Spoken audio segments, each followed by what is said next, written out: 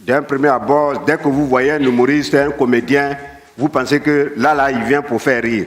Là, je ne suis pas venu pour faire rire. Donc, restez tranquille. Bon, je tiens déjà à vous affirmer que devant vous, vous avez quelqu'un qui n'est pas allé à l'école. Je suis analphabète. Donc, je vais vous parler en français, français d'Abobo là. C'est ce que je vais vous parler. C'est que vous allez comprendre. Vrai ou faux? Je suis Michel Gouou. Je suis né à Diateignois, un petit village situé à quelques encablures de la ville de Gagnoa. C'est là que je suis né, de père et de mère, cultivateurs, mais pauvres. Pauvre, quand je dis pauvre, c'est pauvre. Le pauvre, c'est celui-là même qui n'arrive même pas à manger une seule fois dans la journée.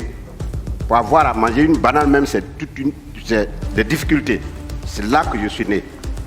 À 7 ans, je suis allé à l'école. À notre temps, il fallait avoir 7 ans, plus, mais peut-être même plus, avant de faire CP1.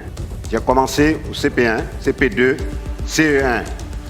Arrivé au C2, j'ai senti en moi une chaleur pas possible dans mon corps. C'est comme si on avait allumé du feu, comme s'il y avait un foyer dans mon corps.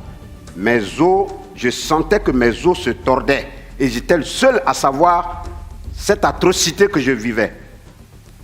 Et cette maladie s'est emparée à moi et a commencé à me donner une autre forme. Une forme que je ne voulais pas du tout. Mais je continuais quand même d'aller à l'école. C2, la maladie s'accentuait. Arrivé à un tel moment, je ne pouvais plus marcher. Je suis resté à la maison, aller maintenant vers les soins, parce qu'il faut guérir. Si tu n'es pas en bonne santé, tu ne peux pas aller à l'école. Aller vers les médecins, les guérisseurs, mais rien. Mais j'ai tenu quand même à terminer l'année scolaire, C2. Pendant les vacances, j'ai continué à chercher la guérison. Après les vacances, il faut reprendre les cours. Je reprends. Mais cette fois-ci, la maladie est descendue jusque dans les pieds. Et je n'arrivais plus à me déplacer. J'avais comme pour démarche une canne, avec la deuxième canne, ma main droite. Donc la canne, je m'appuyais sur la canne, mais pour lever le deuxième pied, je me faisais aider par le bras droit. Et c'était difficile. Et mon école était située à 1 kilomètre de mon lieu d'habitation. De mon lieu d'habitation jusqu'à l'école, je pouvais tomber au moins 10 fois avant de me lever. J'arrive à l'école en retard, mais le maître me battait copieusement. Pourquoi tes amis arrivent à l'heure et toi tu arrives en retard? J'ai dit, monsieur, regardez ce que j'endure actuellement. Il dit, non, si je te laisse, ça va donner l'occasion aux autres élèves d'arriver en retard. Je ne te laisserai pas. Il me bat, il me punit. Je ne rentre pas à la maison. Pendant que mes amis rentrent pour manger, moi je reste là, j'attends. Pire, quand je sors dans la cour de l'école, je suis la risée de tous les élèves. Tout le monde se moque de moi. Mais regardez ça là. Mais c'est un génie. Mais ça c'est un sorcier. Mais celui-là il a bouffé quelqu'un. Mais tous les mots à telle enseigne que moi, finalement, je me cachais. Pendant la récréation, je partais derrière la classe et je restais seul. Je restais seul. Arrivé au CM2, c'était une paralysie totale. Alors, mais je vous dis, paralysie totale. C'est-à-dire, quand je suis couché, il faut même quelqu'un pour pouvoir me faire relever, pour me faire asseoir.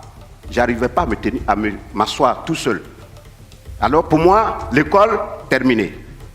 J'étais couché là, et puis un oncle qui a débarqué du Burkina Faso et qui m'a vu là, couché. Mais arrivé à un certain moment, pour moi, c'était la mort maintenant, puisqu'il n'y avait plus d'espoir. L'oncle est arrivé, il m'a vu coucher, il dit, mais ce petit, vous le laissez mourir là, alors qu'il y a des possibilités de le récupérer. Donc les parents ont dit, bon, là, son état là, dans son état là, en tout cas, prends-le, va avec lui où tu veux et soigne-le. Si il a pu guérir, c'est tant mieux. S'il n'a pas pu guérir aussi, c'est Dieu qui l'aura voulu. Et il me prend, direction Burkina Faso. Mais je me suis dit quoi? Dieu existe. Il n'existe pas pour une seule personne, pour tout le monde. Autant que nous sommes sur cette terre.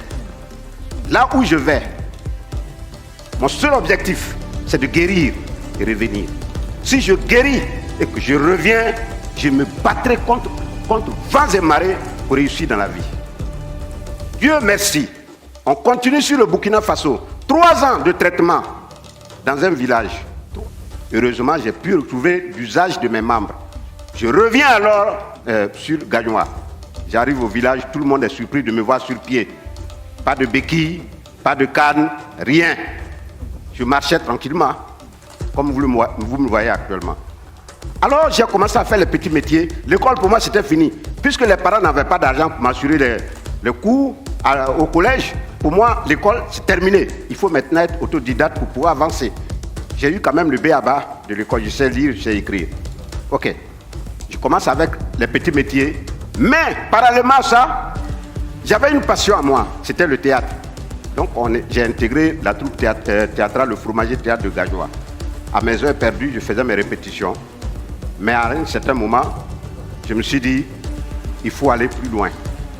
Donc je suis allé dire à mon père au village, je vais à Abidjan. Il me dit non, Abidjan, là-bas, il y a des gens qui sont bien bâtis, bien valides, mais toi regarde dans ta forme d'un handicapé. Tu peux faire quoi à Abidjan? Reste ici, on va se débrouiller. J'ai dit non, Abidjan est mieux. Dans mon cas, direction Abidjan, j'arrive, j'intègre le groupe Le Fétiche et Burné d'Abouga. Alors j'ai demandé à m'inscrire, ils m'ont regardé, et puis ils m'ont posé la question, toi tu veux faire théâtre? J'ai dit oui. Toi comme ça là, tu veux faire théâtre? J'ai dit oui.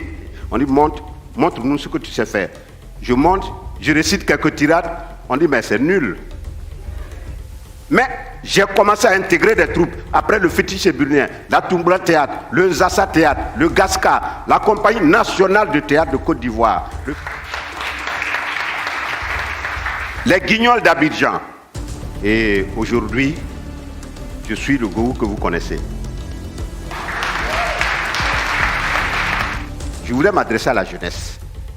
La jeunesse qui est aujourd'hui le fer de lance. La jeunesse qui est l'espoir de toute l'Afrique. La jeunesse qui est aujourd'hui cette base sur laquelle l'Afrique compte. Cette jeunesse qui a l'outil Internet. Cette jeunesse ne doit pas s'asseoir pour attendre de l'aide. Parce que c'est vous qui êtes les dirigeants de demain. C'est vous, c'est sur vous l'Afrique de demain. C'est sur vous l'Afrique doit compter demain. C'est vous qui devez être les pneus et le moteur de l'Afrique de demain. Prenez-vous en charge, comptez sur vos potentialités. Foncez comme un beau diable. Ne vous asseyez pas pour dire non, j'ai mon cousin qui est ministre, l'autre est député, l'autre.